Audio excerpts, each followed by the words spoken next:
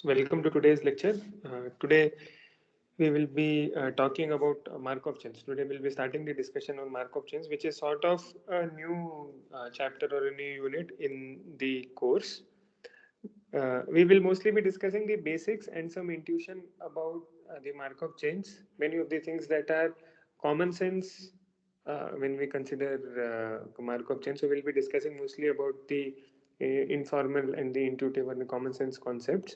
So if you're already familiar with Markov chains, then many of the things that we discussed today might be a repetition for you, but it might be useful for others. Who do not know.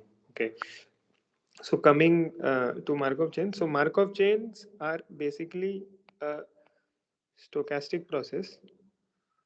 So Markov chains is a stochastic process. So stochastic process basically means that some probabilities are involved on a set of states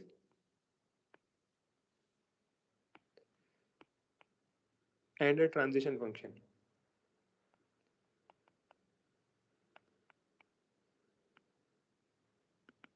Okay, so we are given a set of states and a transition function, and a stochastic process is happening on that. So this is basically like a graph on which the evolution or the movement from one node to the other node is happening probabilistically or by following a stochastic process. But the key thing about this is the transition function. We have these things with the Markov property.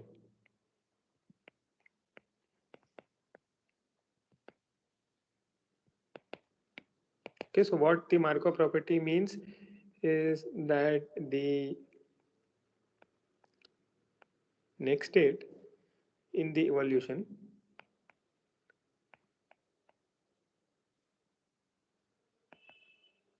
depends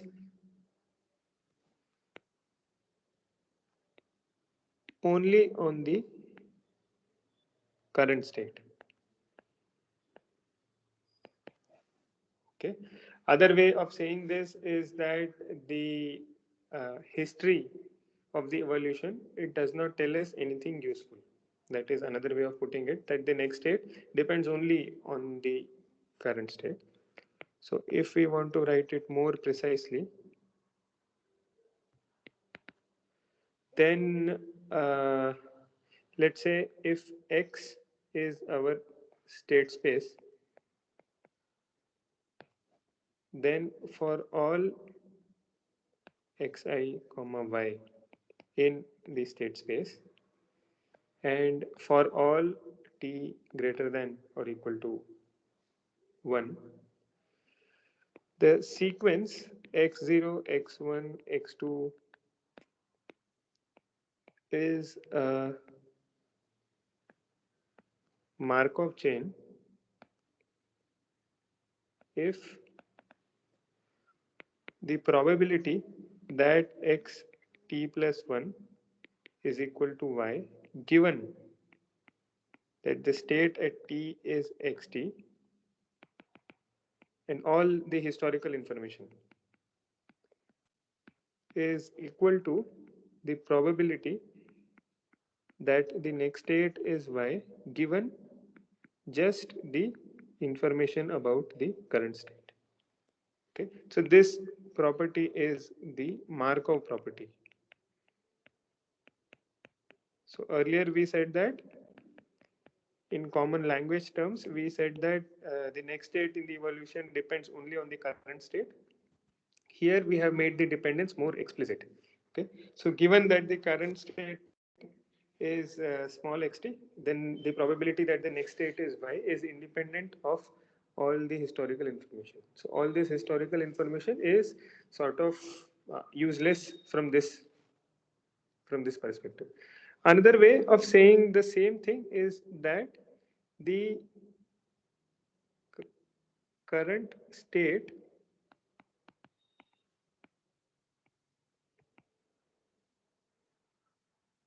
encapsulates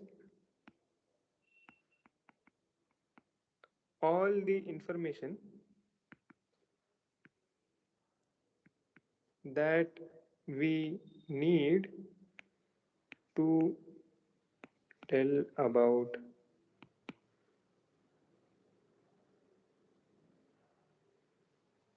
the next state.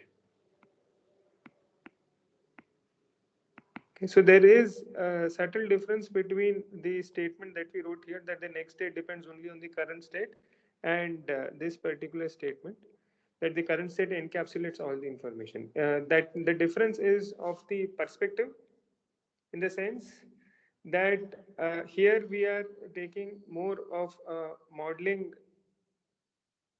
viewpoint, that we have to define the state in such a way, given all the data and whatever we need to have, we define the current state in such a way that everything that is needed to tell about the next state is contained in that definition of the state. Okay, so for example, if the next state xt plus 1 depends on xt and xt minus 1. Okay, so if the next state depends on xt and xt minus 1, then one of the ways of handling this issue is that we raise the state space. Okay, so we define new state yt, which will just be a two tuple. So when we have this information, and then we can talk about yt plus 1 will be xt comma xt plus 1. So I mean, we can use these kinds of tricks to make sure that the current state encapsulates all the information that we need to tell about the next state. Okay, so we need to choose our state, or we need to model the system appropriately if we wanted to satisfy the Markov property. There are some systems who satisfy Markov property naturally by the natural definitions of state, and in some systems we need to manufacture states such that the Markov property is satisfied. Okay, so we will now look at an example to quickly get you started on Markov chains and all those things. Okay, so suppose there are there is a frog, and it can exist in two states. It can either be in place S1 or it can be in place S2. At each of those places, there is a coin placed, different coins. So in S1, they will have coin 1. Suppose if the frog is in S1, then it flips a coin every morning. It makes only one jump per day. It flips a coin every morning. If it comes out as head, then it stays at S1. If it comes out as tails, then it jumps to S2. Okay, this is a simple example. Similarly, there is another coin in position S2. If the frog in the morning is in state S2, then again it flips. If it comes out as head, then it stays. If it comes out as tail, then it jumps. Okay, so this is the simple scenario. The Markov chains are represented by graphs. So since there are two states, here it by definition the evolution, it satisfies the Markov property, because it only depends on what is the current state of, or where the frog is at the moment.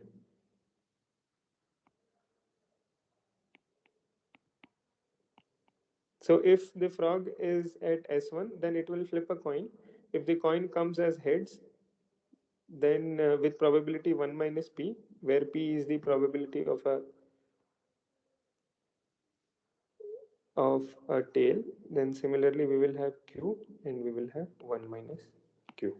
Okay, so this is just a graph where the movement between edges, it happens probabilistically and on coin toss and whatnot.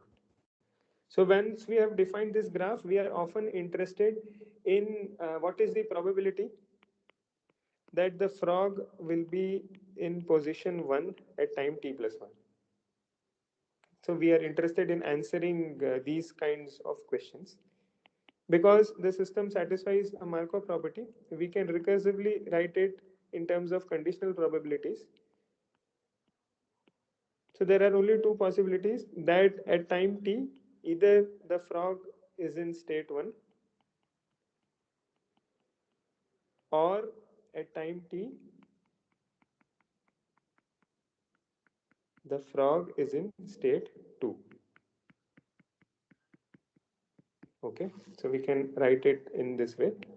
Then we move on to a more compact representation of the same in terms of vectors.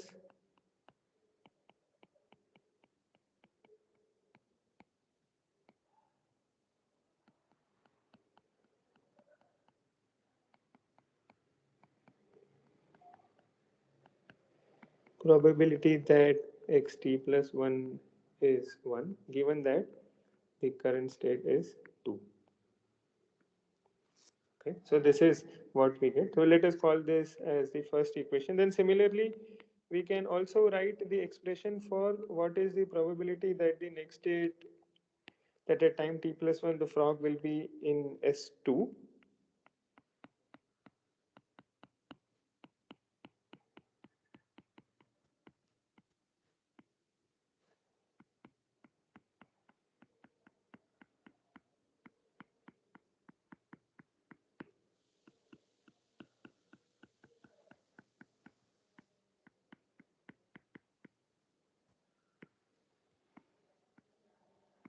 I just copied it. Okay, so we can write it in this way. The same method, we just write it in terms of conditional probabilities and all these things. Now we are interested in the probability distribution over the set of states. Okay, so at time t plus 1, we define a vector that tells us about the probability that the frog is in each of the states. So, I mean, we just combine the two equations. Okay, so when we combine these two equations, I mean, we concatenate it and we can take this vector outside. What we will get is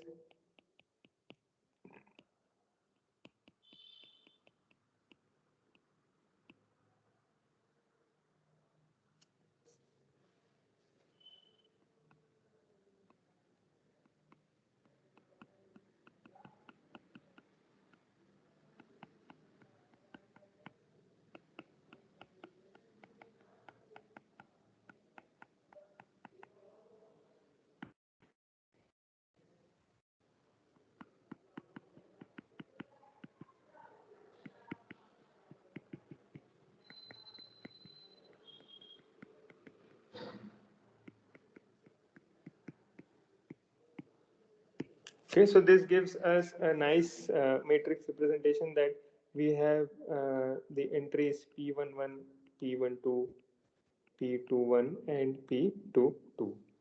Okay, and it also has, I mean, from so if you look at this, so from the current state, what is the probability that it will go to 1? From 2 to 1, 1 to 2, 1 to 1, state 2 to state 2. Okay, so this is one just to give you an idea of what the probability transition matrix means. Okay, so if we are interested in, let's say, if suppose t is equal to 1. Okay, so when we say t is equal to 1, we are saying that probability that x2 equal to 1, probability that x2 equal to 2 is equal to the probability that x1 equal to 1, probability that x1 equal to 2, and the state transition probability. So here we will have probability that x2 is equal to 1 given that x1 is equal to 1, probability that x2 is equal to 1 given x1 is equal to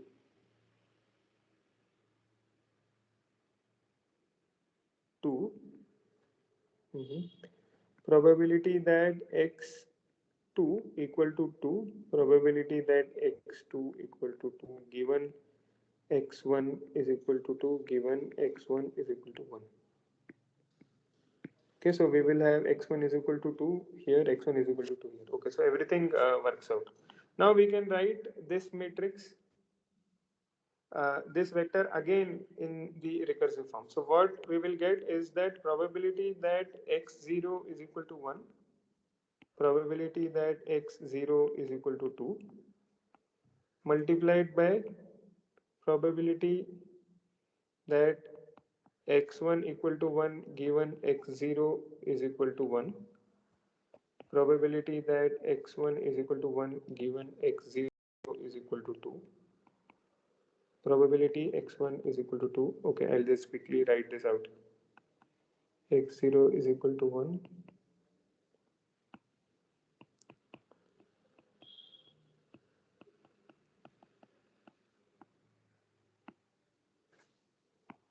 and the same thing.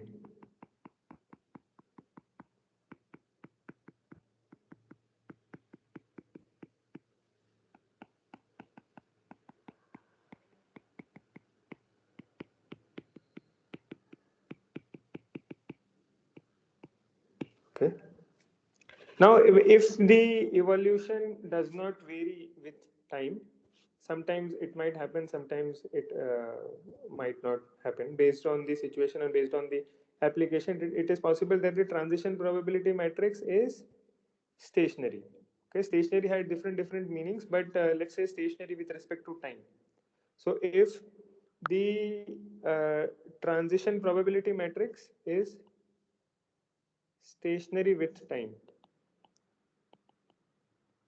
okay, if the transition probability matrix is stationary with time, we can essentially write it as uh, p square, and we denote this as p. Then if it is stationary with time, then we have p1 is equal to p2 is equal to p, and what we obtain is that the probability distribution at time 2 is equal to probability distribution at time 0 multiplied by p square. Okay, so if we denote this as pi 0 and this as pi 2, and here we already have this is p1, this is p2, then we will have pi 2 is equal to pi naught multiplied by p square. For a general t, for a general value t, we will have pi t is equal to pi 0 into p raised to the power t. Okay, so this is assuming that the transition probability matrix is uh, stationary with respect to time. So, and here pi t is the vector denoting probabilities of state occupation. State occupation at time t.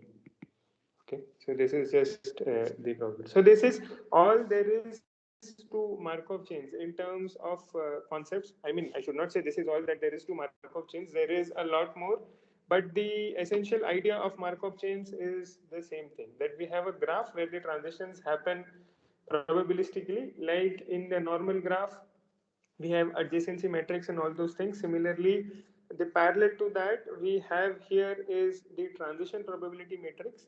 The transition probability matrix, if it does not change with time, then we can use this equation to tell about the probability of the evolution being at some state at some time. Okay, so these are all fine. Now at this point I would like to touch upon the modeling aspect of Markov chains. I have seen at in many places that it is just assumed that a Markov model is given to us or a Markov chain is given to us, but it is not that straightforward in some applications to get a Markov state model. Okay, so I just want to spend some time on the modeling part of on what are the aspects that we need to consider.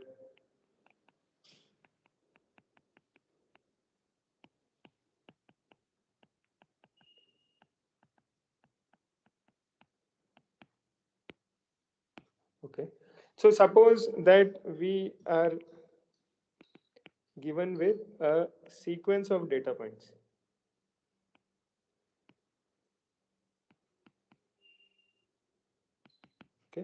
We are just given with a sequence of data points. We have not yet talked about how these data points can look. They can be in any data structure.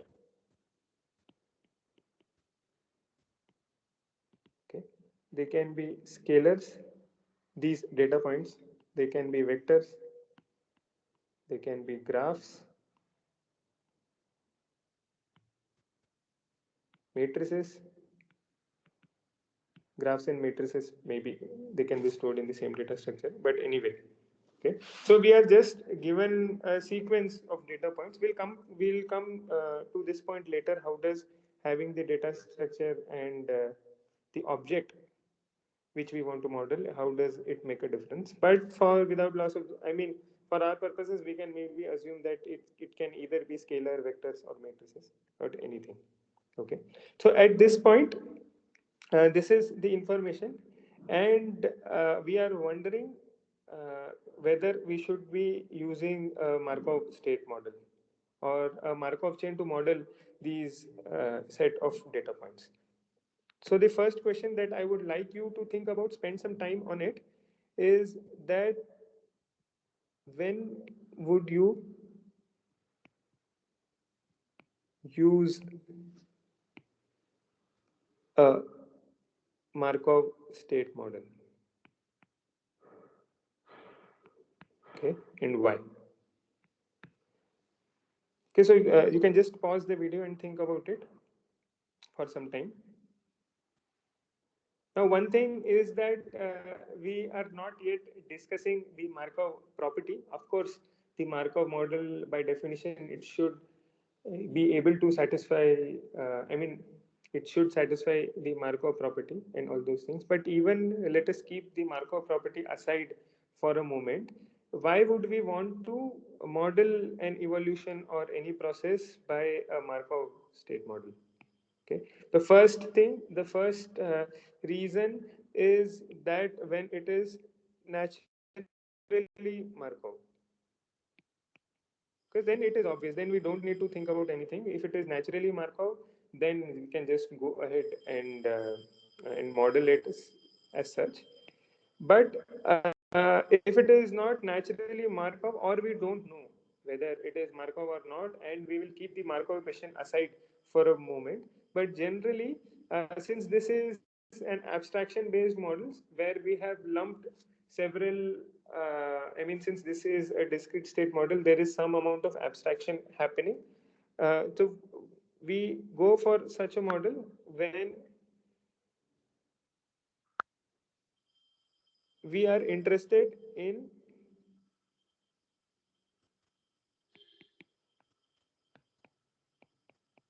a property that needs abstraction. Okay, there is no correct way of explaining this. Without examples. So, another way of saying it, another way of saying this is that we are interested. We want to understand at a high level what is happening in the system. Okay, so one of the reasons this can happen is this way. Okay, that because of which we might need to use a discrete state model or a Markov state model. Okay, we will. You can think about this again as we go forward. Okay. Then the next question is that now that we have decided that okay, we are going to build a Markov state model for that models this data properly, then what do we need for building the model?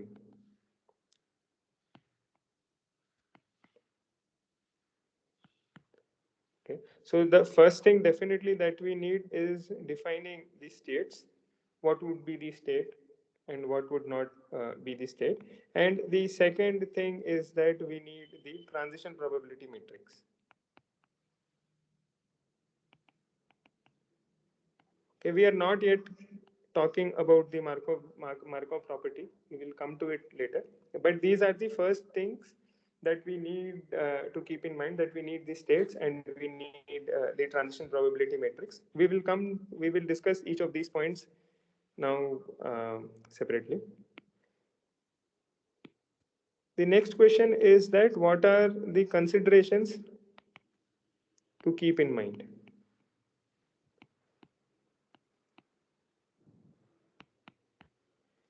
Okay, so when we are defining state and transition probability matrix, as with any algorithmic procedure, of course, we need to be worried about the storage space.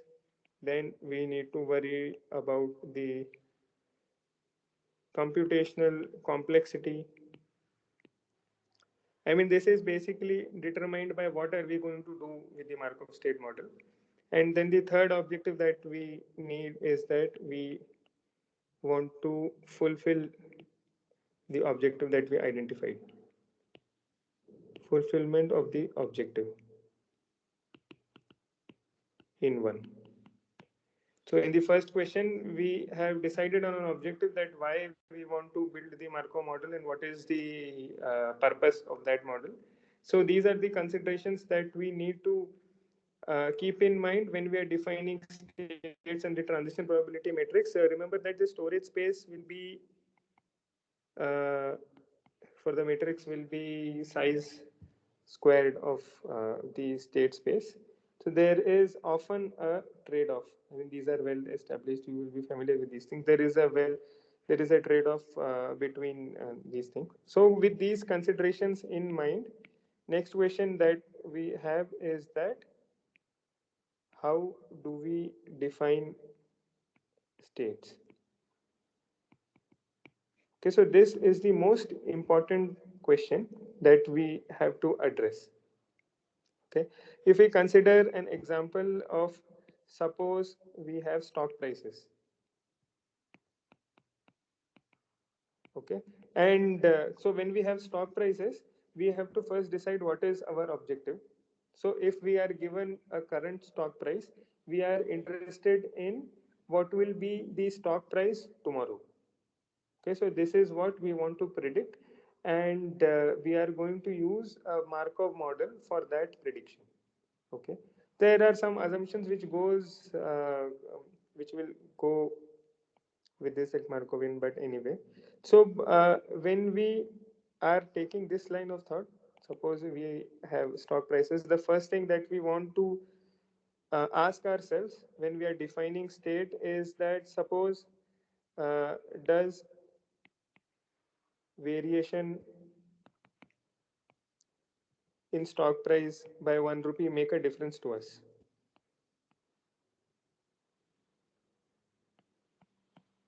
Okay, so this is one question that we need to answer before defining the state.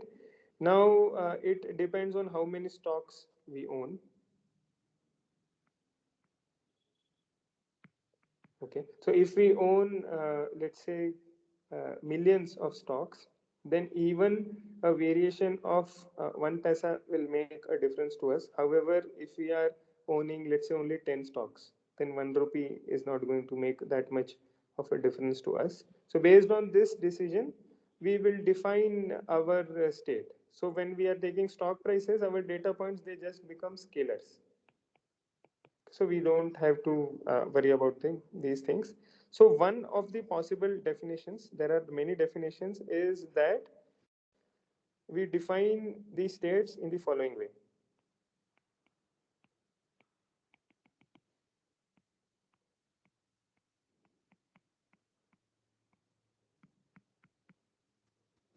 Okay, so we say that if the stock price is between 0 to 1, we will call this as state S naught. If it is between 1 to 2, we will call this as state S1. This becomes state S2. Similarly, we have state S999, and this we have state 1000. Okay, so this state space is exhaustive. So assuming stock prices, they don't go negative, the state space is exhaustive in the sense that whatever value the state takes, or whatever, for every stock price, there the transition is defined in the Markov chain. Okay, so this is what I mean, some just guidelines and some example on how to pick a state. Now for scalars, it was easy because we can just define it this way based on our understanding of the process. But if we have complex data structures,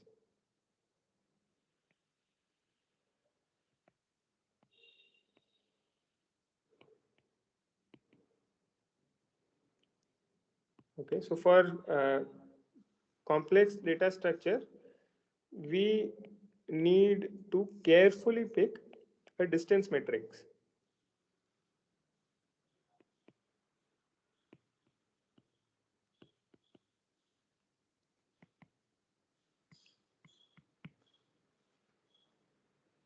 Okay. So based on here, we just said that 0 to 1, 1 rupee does not make a difference. 1 rupee is fine because this was scalar, and we can think about what is 1 rupee and all those things. But we have, if we have a more complex data structure, even if we have a vector, we want to define the notion of distance between two vectors, whether we are taking just the Euclidean norm, one norm, two norm, if we are matrices, then spectral norm, Frobenius norm, and all those things. Okay, so if we have a complex data structure, then we need to carefully pick a distance metric, and that distance metric should be consistent with our objective. So the whole process is sort of holistic, where we have to keep all the things in mind. We need to carefully pick a distance metric. Now, after we have done that, so in this case, let us come back again to the stock price example. Okay. So we just partitioned the scalars into 0 to 1, 1 to 2, 2 to 3, and all those things. It is a very valid question to ask that why not 1.5 to 2.5? And here we will have 2.5 to 3.5 and all those things. Okay. Here also the interval is only of 1 rupee, but we have just shifted or moved the interval here and there. And why do we need equal intervals only? Why can't we have intervals of different sizes? So if we go into complex applications, so there are applications in protein folding, where protein has a complex geometrical configuration, and our friends in core sciences, in biological sciences, and in biophysics, they run molecular dynamical simulations to get a huge amount of data. They run it on supercomputers to get a huge amount of data, which tells us, when we say molecular dynamical simulations, it is a first principles physics based model. They run the simulation on a supercomputer, and they collect huge amounts of data, and from those amounts of data they are trying to understand how a protein changes its configuration. What are the factors that results in the protein changing its configuration? Some configurations are amenable for medical interventions. I mean, yeah, so those are all drug discovery things. We will not go too much into details, but it becomes very complicated. So in some of these aspects on how to define these states, it is more of an art. So there is no right answer. No one can say that this is the right answer. Generally it is like, if it works, then it works. And but what can be done is that we can use some clustering algorithms.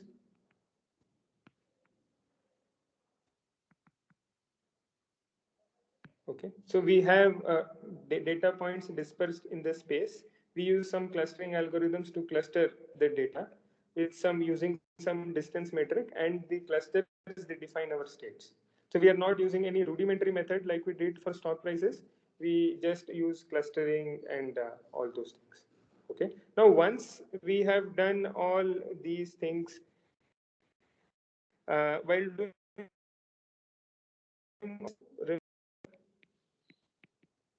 the Markov property.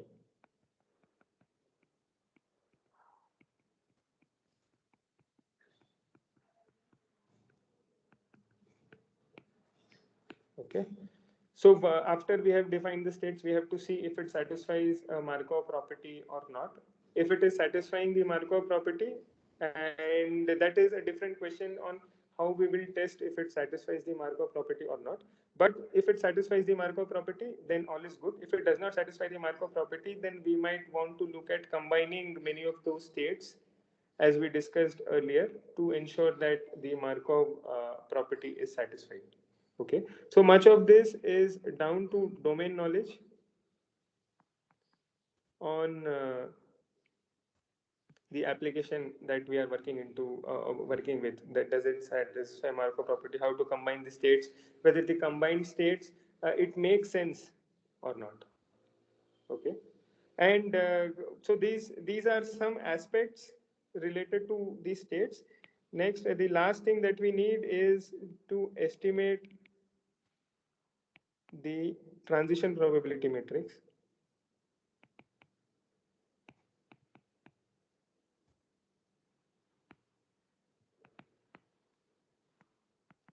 Okay, and the method that is used to estimate the transition probability matrix is just by counting.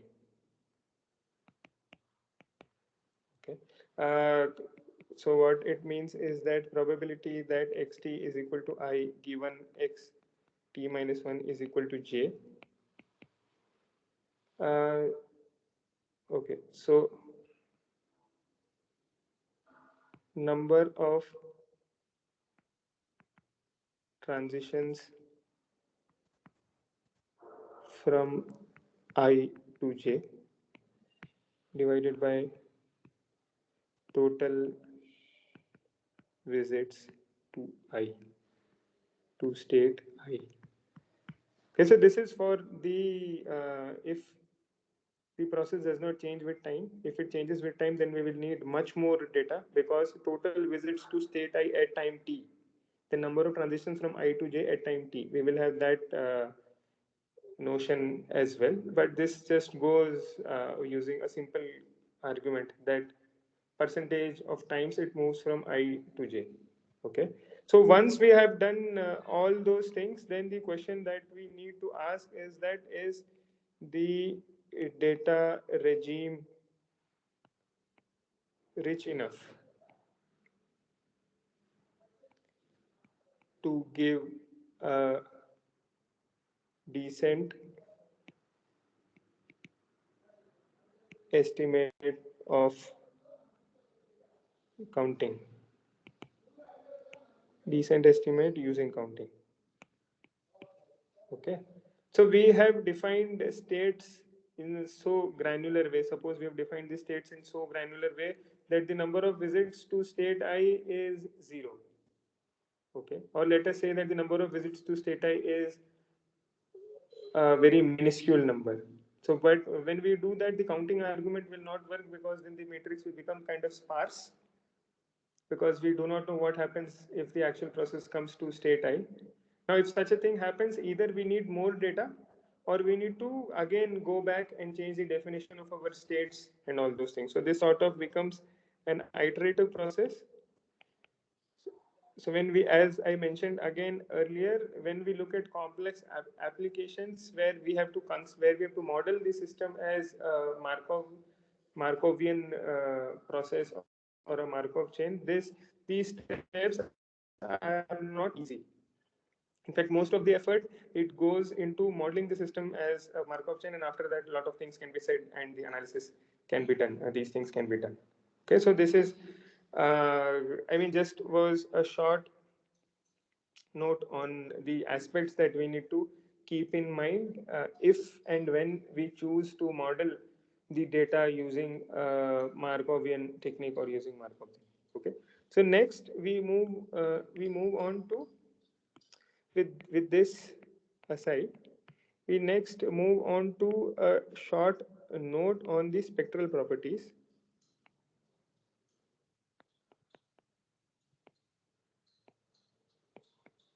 of the transition probability matrix.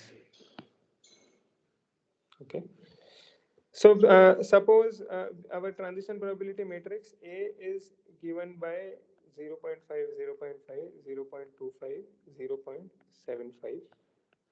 Now, just by looking at the matrix and by understanding what the transition probability matrix means, we should be immediately able to tell about the eigenvectors. At least one eigenvector, it will always be true. We'll see later as well. But the row sum of a transition probability matrix should always be one. Okay. So when we are doing row sums, it will always be one. So basically, when we do 1 1, we will always get 1 1. Okay. So we have ax is equal to 1 into x. So 1 is always an eigenvalue. So this is, I mean, this aside, if we observe that, if we calculate, you can verify that a square will be 0.625, 0.375.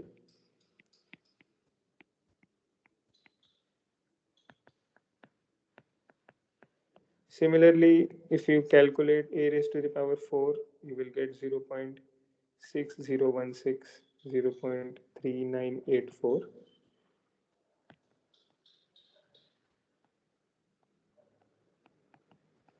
You can write a code and then test this. We have sort of discussed this. What we will be discussing now, we have sort of discussed this in the power method discussion as well when we looked at SVD. So a raised to the power 10 will be 0.6, 0.4, and 0.6, 0.4. Okay. So as we take higher powers, the higher power, they kind of tend to, they converge to a matrix. If we look at a square, a raised to the power 4 and all those things. So they converge to a matrix 0.6, 0.4, 0.6, 0.4. Now, what is the nature, or can we guess beforehand what will be the matrix that it will converge to? The answer is yes. And to understand that, we will calculate the eigenvalues of A. As already discussed, 1 will always be an eigenvalue of A. So we do lambda I minus A.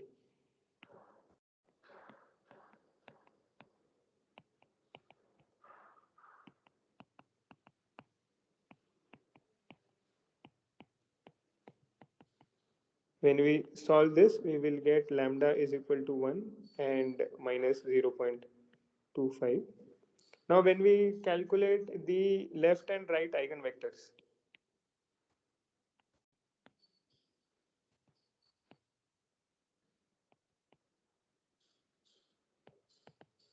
left and right eigenvectors for lambda is equal to 1, as we always saw, already saw 0.5, 0.25, 0.75, and here we will have 1 1. This will be 1 1. So 1 1 becomes one eigenvector, and here we have, coincidentally or not,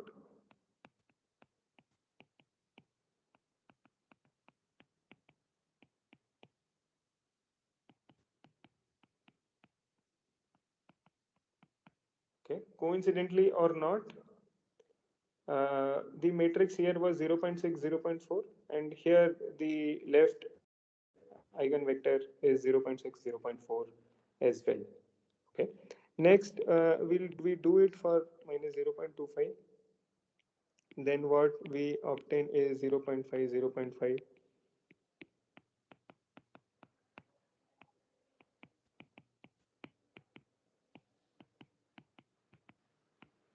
You can verify these things.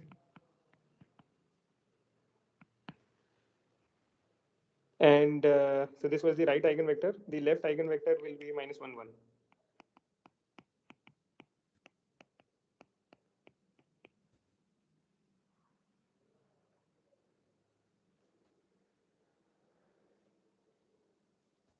Okay, okay, sorry, sorry, sorry. So there is,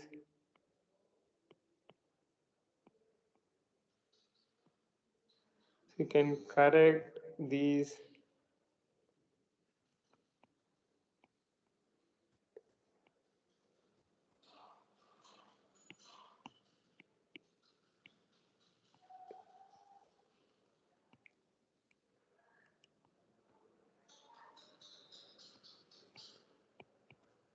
Okay, so there was a typing mistake. Not typing, writing. And we will have minus 1. Okay. Now that we have the left and right eigenvectors, these are like finding the singular vectors and all those things. We can do a spectral decomposition of A. Okay. So we can write the matrix A as follows: 0.5, 0.5, 0.75, 0.25. We will have 1.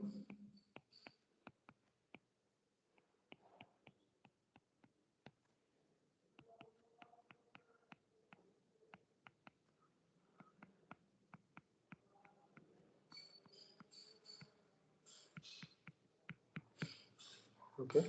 So we can write it in this way. Okay. So before we go there, one thing to, and one of the many things that we need to note here is that the dot product of left and right eigenvector for different eigenvalues is 0. Okay, here we can verify that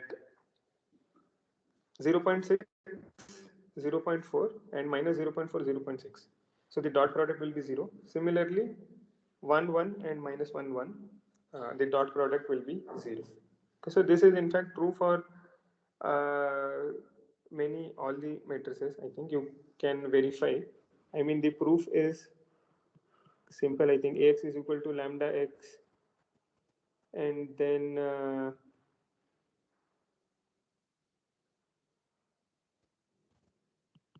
Ay is equal to mu y.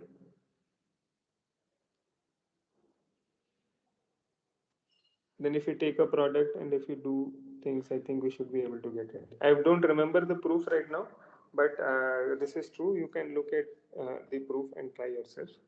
Okay, so what we were interested in, what happens when we raise the matrix to higher powers. So when we do, let's say, a power 10, or when we do a power k, what we will get is 0.5, 0.75, 0.25 to the power k.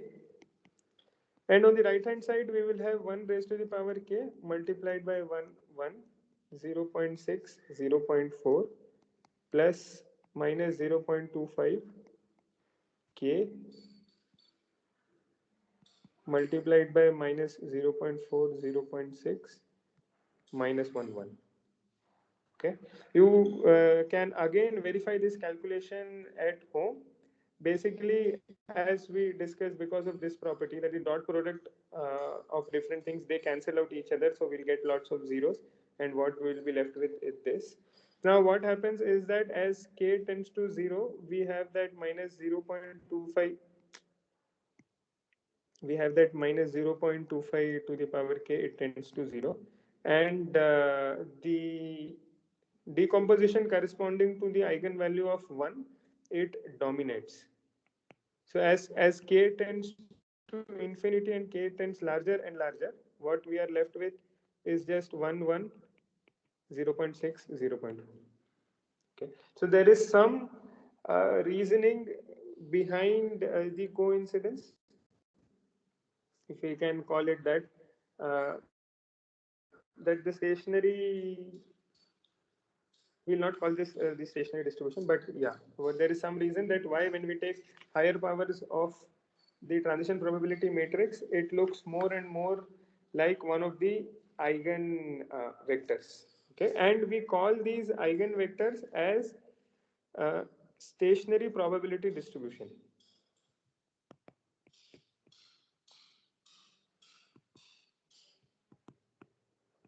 Why do we call it stationary? Earlier, please do not get confused between earlier when we said stationary with respect to time. Here when we say stationary probability distribution, the distribution over the states. So we observed that we have 0.6 into 0.4 multiplied by the matrix. Again, it gave us 0.6, 0.4. Okay, so what it means is that if the probability distribution, in this case, if the probability of being in state 1 is 0.6, the probability of being in state 2 is 0.4 at time t, then at time t plus 1 as well, the probabilities are unchanged. At time t plus 1 also, the probability of being in state 1 will be 0.6, and the probability of being in state 1, state 2 will be 0.4. So it is stationary in that respect, that if the initial probability distribution is this way, then it will never change. And as we take more higher and higher powers, the matrix looks more and more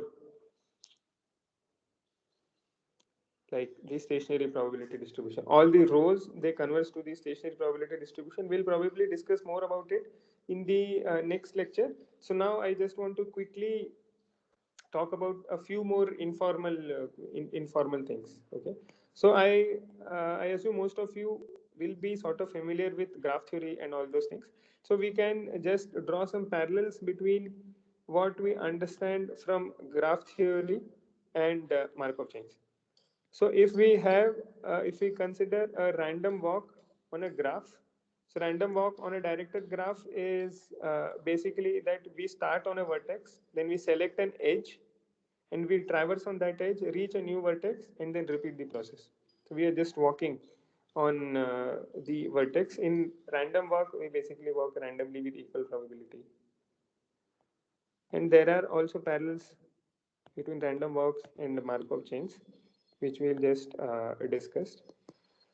So first is that we walk on a graph. So the graphical structure is here as well, but this is mostly a stochastic process. Then in random walks on graph, we have vertex as nodes. Here in Markov chains, we call them as states. So if the graph is strongly connected, so these are the concepts which are relevant in terms of the Markov. The first two were just like that. So if the graph is strongly connected, in the Markov chains literature, it is referred to as persistent, that every state can be reached from every state, that the probability of reaching any given state is non-zero from a state. Here, if we have that the graph, the random walk or graph is aperiodic, that means it does not have cycles.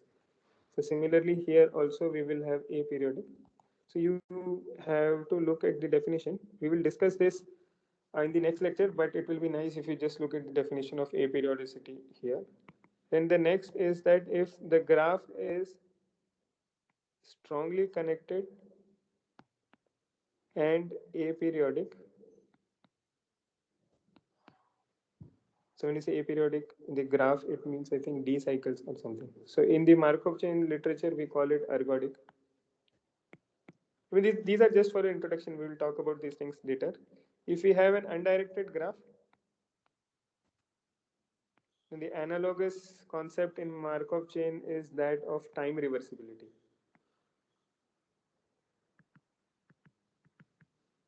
Okay, we may or may not discuss this later depending on how much time we are left.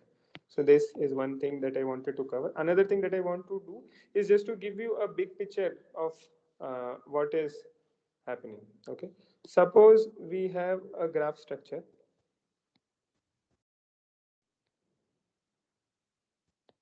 Okay, so then probabilistic walk on graphs, then we get Markov chains.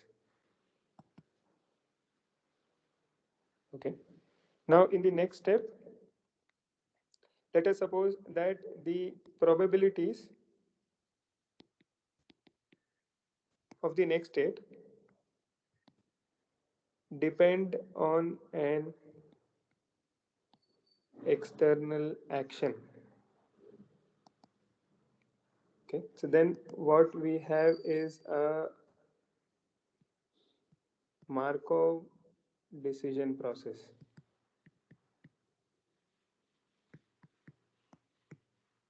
Okay, so in Markov decision process or in MDPs, the question that we are interested in is sequence of actions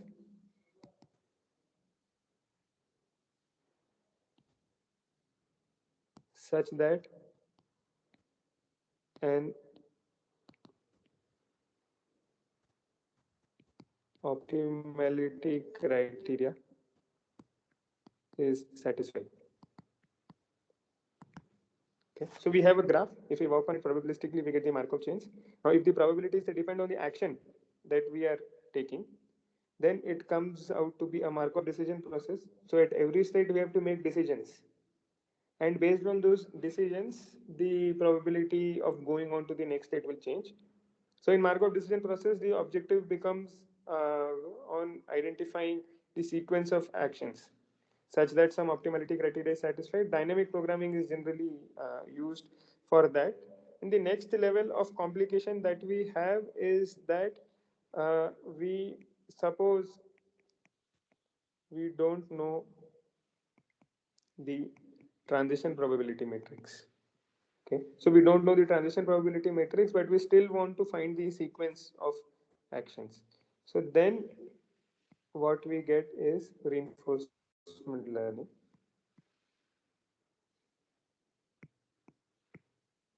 Okay, so in reinforcement learning, we want to find optimal policies by hit and trial.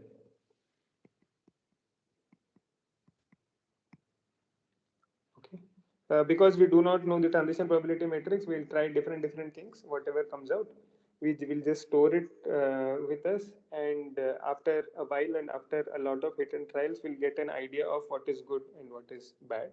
Now, sometimes it might happen that the state space is too large.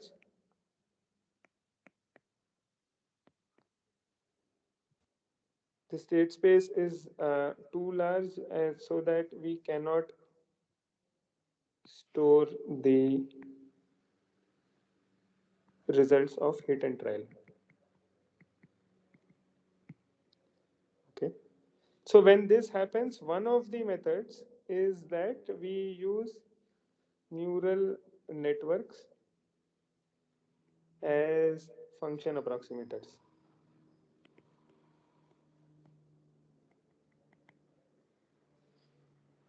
Okay, so I mean, whatever our quantities of interest is, suppose at every state we want to find out then an optimal action or the cost of taking that action, whatever, we'll define a function which takes in the state and it will give out the quantity of our interest.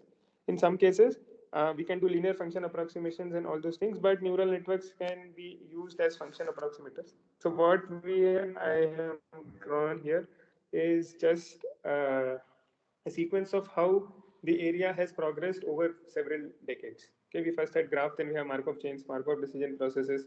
Then what if something happens in the Markov decision processes? We'll get reinforcement learning. What if this does not work out in reinforcement learning? We get neural networks and all this.